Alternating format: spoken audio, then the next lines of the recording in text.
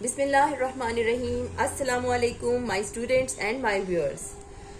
Today we will start inshallah ta'ala new chapter, and our chapter name is atoms, molecules, mixture and compound. And our topic is about the atoms and molecules. वैसे तो इस chapter में हम इन चारों चीज़ों के मुतालिक जानेंगे, एटम्स के मुतालिक, मॉलिक्यूल्स, मिक्सचर और कंपाउंड, लेकिन आज जो है हम एटम्स और मॉलिक्यूल्स को डिस्कस करेंगे. We see many things around us. Some are big and some are small. All things are made up of matter. And what is matter? अब ये matter क्या है? Word use किया है मैंने matter. What is matter? Everything which has some space and occupied some space, which has some weight and occupied some space is called matter. और matter में जो है सबसे छोटा एक पार्टिकल पाया जाता है. Matter is made up of atoms. वो क्या है? एटम. ये मैटर किससे मिलकर बनता है? एक छोटे से पार्टिकल्स इसके अंदर पाए जाते हैं, छोटे छोटे पार्टिकल्स, जिनको हम क्या कहते हैं? Atoms. Okay. Everything is made by atom. ये एटम्स जो है यानी ये सबसे छोटा एक पार्टिकल है किसी भी चीज को बनाने में. So we can say that, or we define that atom is the smallest particle of matter which takes part in a chemical reaction. Atom matter का सबसे छोटे सा छोटा एक पार्टिकल होता है जो कि पार्टिसिपेट करता है एक केमिकल रिएक्शन में. और केमिकल रिएक्शन का क्या मतलब है कि केमिकल रिएक्शन कोई एक चीज जो नई बनती है, किसी चीजों के मिलने से, कोई नए एटम से मिलने से कोई नई चीज जो बनती है, उसको हम कहते हैं केमिकल रिएक्शन. जैसे हम अगर मैटर की बात करते हैं, मैटर की डिफरेंट स्टेट्स पाई जाती हैं. यू नो दैट, आप लोग जानते होंगे मैटर की वैसे 3 स्टेट्स हैं: solid, liquid and gas. Okay. Solid के भी एटम्स हो सकते हैं, लिक्विड के भी एटम्स हो सकते हैं, इसी तरह गैस के भी एटम हो सकते हैं. तो यहाँ पर मैं अगर एग्जांपल लेती हूँ किसी गैस की, जैसे कि हम ऑक्सीजन की एग्जांपल लेते हैं, तो ऑक्सीजन जो है इसको हम रिप्रेजेंट करते हैं इंग्लिश वर्ड ओ से. यानी ऑक्सीजन को जाना जाता है ओ से. अब ये ओ, ये ऑक्सीजन का एक एटम है.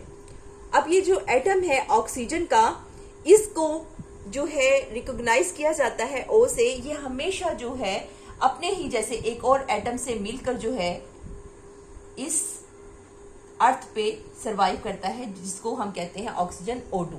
इसका फॉर्मूला है. इसी तरह हाइड्रोजन की बात करें तो हाइड्रोजन को हम रिप्रेजेंट करते हैं H2 से. H2 से रिप्रेजेंट किया जाता है हाइड्रोजन को. नाइट्रोजन को रिप्रेजेंट किया जाता है N2 से. ये तो जी बात हो गई मैटर की, गैसेस की, कि डिफरेंट टाइप्स की जो है गैसेस पाई जाती हैं और डिफरेंट जो है उनके रिप्रेजेंटेशन के लिए वर्ड्स यूज किए जाते हैं. जैसे ऑक्सीजन के लिए O और हाइड्रोजन के लिए H एंड नाइट्रोजन के लिए N. ओके स्टूडेंट, ये है atom. And we can not see atoms because they are so small. Atom except noble gases can not exist independently. अब ये क्या बात होगी? अभी मैं आपको एक बात बता रही हूं कि जो एटम है वो इंडिविजुअली जो है, इंडिपेंडेंटली जो है वो सरवाइव नहीं कर सकता. वो अपने ही जैसे एक और एटम के साथ जब मिलता है तो वो उसको मॉलिक्यूल की सूरत में ले आता है, जो अब आगे भी मैं समझाऊंगी. तो वो फिर O2 की सूरत में ही सरवाइव कर सकता है. अदरवाइज ये जो अकेला ऑक्सीजन का एक एटम होता है वो किसी भी दूसरे एटम के साथ हमेशा रिएक्ट कर जाता है, केमिकल रिएक्शन कर जाता है. वर्ड केमिकल रिएक्शन मैंने यूज किया था. तो ये क्योंकि इस एटम ने अपनी जो है वैलेंस शेल, इसका एक एटम को हम जब डिस्क्राइब करते हैं तो हम बताते हैं कि एक एटम जो है उसके एक न्यूक्लियस पार्ट पाया जाता है. उसको अगर हम डायग्रामेटिकली शो करें तो आपको ये पता है कि एक जो एटम है उसका ये स्ट्रक्चर है, ये उसका न्यूक्लियस है. और न्यूक्लियस के बाहर जो है ये न्यूक्लियस है जिसके अंदर प्रोटॉन और न्यूट्रॉन, मैंने आपको बताया एटम के पार्ट्स है प्रोटॉन एंड न्यूट्रॉन, वो इस न्यूक्लियस के अंदर पाए जाते हैं. और एक पार्टिकल इसका होता है इलेक्ट्रॉन, जो कि इसके ऑर्बिट के अंदर मूव करता है. ये इसका क्या है जी? इलेक्ट्रॉन. ये इसका ऑर्बिट या शेल भी बोलते हैं इसको, ऑर्बिट और शेल.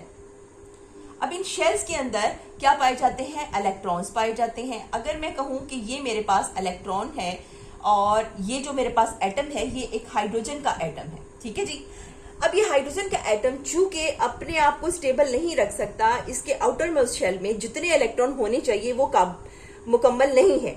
इसलिए इसको मुकम्मल होने के लिए इसके वैलेंस शेल में, इसको हम वैलेंस शेल कहते हैं, इसके अंदर 2 इलेक्ट्रॉन्स होने चाहिए, लेकिन इधर 1 है, तो ये किसी ना किसी दूसरे एटम के साथ जरूर अटैच होगा या उसके साथ केमिकल रिएक्शन करेगा और उसके साथ बॉन्डिंग के जरिए ये जुड़ जाएगा। इसको हम क्या कहते हैं जी? Chemical reaction. जब एक एटम अपने वैलेंस शेल को कंप्लीट करने के लिए दूसरे किसी एटम के साथ अटैच होता है तो वो एक स्टेबल फॉर्म में आ जाता है। किस तरह के स्टेबल फॉर्म में आ जाता है? जैसे कि नोबल गैसेस पाई जाती हैं। और what are noble gases? Noble gases जो है इनके वैलेंस शेल जो है, जो कि ये बाहर वाला शेल क्या कहलाता है? वैलेंस शेल, ये कंप्लीट होते हैं। नोबल गैसेस के वैलेंस शेल क्या होते हैं? कंप्लीट होते हैं। इस वजह से हम कहते हैं कि ये जो एटम है ये कोशिश करता है कि इसकी कंडीशन नोबल गैस जैसी हो जाए और वो केमिकल रिएक्शन करता है। अब ये जो द वर्ड एटम है, it's mean invisible, but now the scientist have discovered that an atom is divisible. और वो कौन से हैं? Atoms are made up of fundamental particles. These particles are called electrons, protons and neutrons, जिसका मैंने अभी जिक्र किया है, proton, neutron and electrons. These particles are even smaller than the atom. ये एटम से भी, एटम मैटर का सबसे छोटा पार्टिकल है। The smallest particle of an matter is called atom. किसी भी मैटर में जो स्मॉलेस्ट पार्टिकल है वो एटम कहलाता है मैटर का। तो मैटर को हम पहले तो जाना जाता था ये डिवाइड नहीं किया जा सकता, लेकिन अब इसको डिवाइड करते हैं। डिविजिबल है कितने? इसके 3 पार्ट हैं, इलेक्ट्रॉन, प्रोटॉन एंड न्यूट्रॉन। वो मैंने आपको बता दिया। अब अगर मैंने आपको ये भी बात बताई कि हर एटम चाहता है कि उसकी कंडीशन नोबल गैसेस जैसी हो जाए। नोबल गैसेस जैसी हो जाए, नोबल गैसेस जो होती हैं वो स्टेबल होती हैं, वो किसी दूसरे एटम के साथ आपस में कोई केमिकल रिएक्शन नहीं करती। लेकिन जो हमारी आम गैसेस हैं, जैसे ऑक्सीजन है, वो अगर एटॉमिक फॉर्म में पाई जाती है तो वो किसी ना किसी दूसरे एटम के साथ, चाहे वो खुद के जैसा एटम हो, ऑक्सीजन का ही दूसरा एटम हो, या फिर हाइड्रोजन हो, नाइट्रोजन हो, कोई भी दूसरे एटम के साथ गैस की सूरत, गैसियस फॉर्म में वो एटम पाया जाता हो या सॉलिड फॉर्म में पाया जाता हो, ये उसके साथ क्या करेगी? ऑक्सीजन एटॉमिक सूरत में होने पर अमल करेगी। क्यों? कि उसने अपना इलेक्ट्रॉनिक शेल, जो लास्ट का इसका शेल है, उसको हम वैलेंस शेल कहते हैं, इसको कंप्लीट करना होता है। ठीक है जी, क्योंकि आपके लिए इतना ही काफी है। जैसे जैसे आप हायर क्लासेस में जाते जाते हैं कंसेप्ट और आगे चलता चला जाता है और आपको समझ आती चली जाती है। आई थिंक आपको इतना समझ आया होगा। अब मैं डिस्क्राइब करती हूँ एटम के बाद मॉलिक्यूल। वैसे तो हो चुका है यहाँ पर, अगर आप समझो तो, कि मॉलिक्यूल्स क्या है। 2 or more atoms can join together to form a large particle of matter is called molecule. ये मैंने बना दिया ना। जब 1 या 2 एटम किसी भी मैटर के किसी भी जो एलिमेंट है उसके आपस में मिलते हैं तो उसका क्या बना देते हैं? एक मॉलिक्यूल बना देते हैं। Molecules can exist independently. अब ये जो मॉलिक्यूल है ये इंडिपेंडेंटली जो है एग्जिस्ट कर सकता है। Sometimes a molecule has the same kind of atom, but sometimes different atoms combine to form molecules. For example, हम इसकी एग्जाम्पल लेते हैं। जैसे हम एग्जाम्पल लें वाटर की। अब वाटर में क्या है? I think I can raise this जी। वाटर जो है, वाटर का फॉर्मूला होता है H2O। जैसे कि इसके फॉर्मूले से ही पता चल रहा है, हाइड्रोजन के 2 एटम इसमें है और ऑक्सीजन का 1 एटम जो है इसमें पाया जाता है।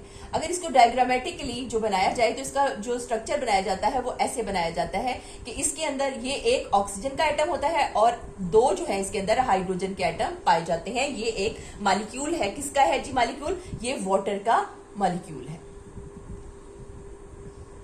Okay student, H2O।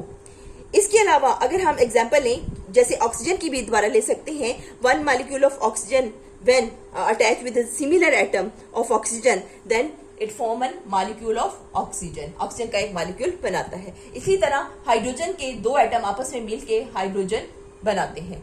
इसी तरह हम बात करते हैं नाइट्रोजन की, और इस तरह ये हो गया जी मॉलिक्यूल का कॉन्सेप्ट। यानी atoms and molecules are the smallest particle of matter. Matter के छोटे से छोटे जो पार्टिकल्स होते हैं उनको हम एटम कहते हैं। और डिफरेंट एटम्स मिलके जो है, सेम काइंड के भी एटम हो सकते हैं और डिफरेंट काइंड के भी एटम हो सकते हैं, वो मिलकर क्या बनाते हैं? मॉलिक्यूल बनाते हैं। ये था जी आज का हमारा। इसके अलावा अगर आपको एग्जांपल लें, जैसे आप पेंसिल यूज करते हो तो पेंसिल का सिक्का जो है उसमें उसके ग्रेफाइट को, उस सिक्के को हम बोलते हैं ग्रेफाइट। ग्रेफाइट जो है वो कार्बन एटम से मिलकर बनता है। कार्बन को हम रिप्रेजेंट करते हैं, किससे मिलकर बनता है? कार्बन एटम से। और कार्बन एटम को हम रिप्रेजेंट करते हैं C से, English word C। Carbon atom को हम सी से रिप्रेजेंट करते हैं और इस तरह से ये सारे का सारा ग्रेफाइट जो पेंसिल का सिक्का होता है वो कार्बन का बना होता है। ये था जी आज का हमारा topic atoms and molecules. I think आप लोगों को समझ आया होगा। तो आज के लिए इतना ही। अगर मेरी वीडियो पसंद आए इसे लाइक कीजिए और मेरे चैनल को सब्सक्राइब किया कीजिए और मेरे वीडियोस को ज्यादा से ज्यादा शेयर करें। अल्लाह हाफिज।